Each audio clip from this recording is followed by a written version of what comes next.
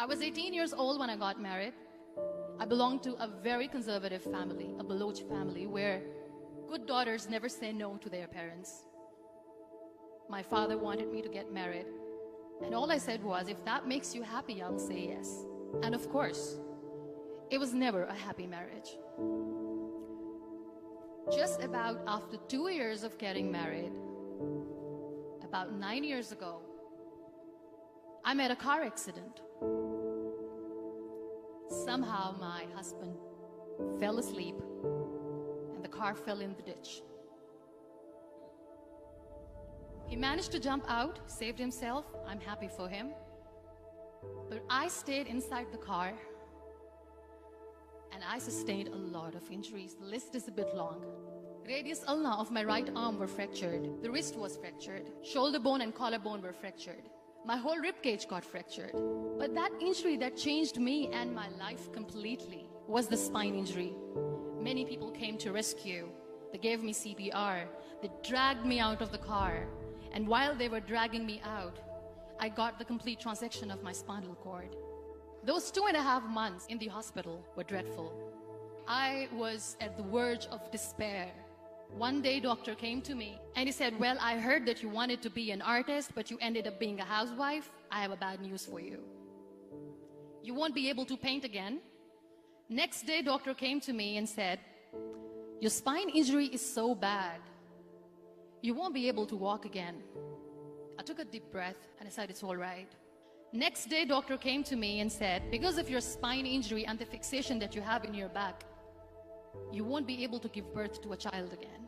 That day, I was devastated. I started to question my existence. Why am I even alive?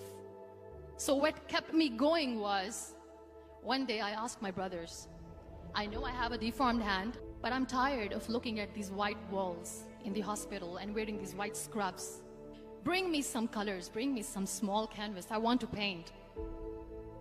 So the very first painting I made was on my deathbed, where I painted for the very first time. What an amazing therapy it was. Without uttering a single word, I could paint my heart out. I could share my story.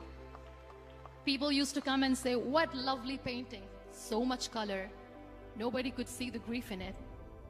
Only I could. And that day I decided that I'm going to live life for myself. I am not going to be that perfect person for someone. I am just going to take this moment and I will make it perfect for myself. That I'm going to fight my fears. So I wrote down one by one all those fears. And I decided that I'm going to overcome these fears one at a time. You know what was my biggest fear? Divorce. But the day I decided that this is nothing but my fear, I liberated myself by setting him free.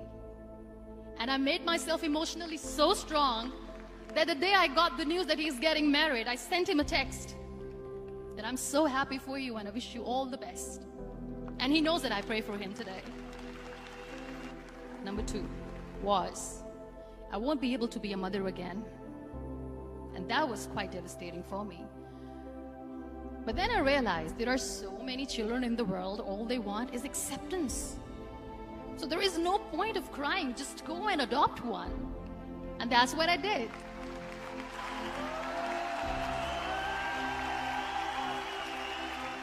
I gave my name in different organizations, different orphanages, and I waited patiently. 2 years later, I got this call from a very small city in Pakistan. I got a call and they said, are you Muniba Mazari? There is a baby boy and would you like to adopt? I could literally feel the labor pain. I said, yes, yes, I am going to adopt him. I am coming to take him home. And that day, Niall was 2 days old, and today he's 6. You know, when you end up being on the wheelchair, what's the most painful thing?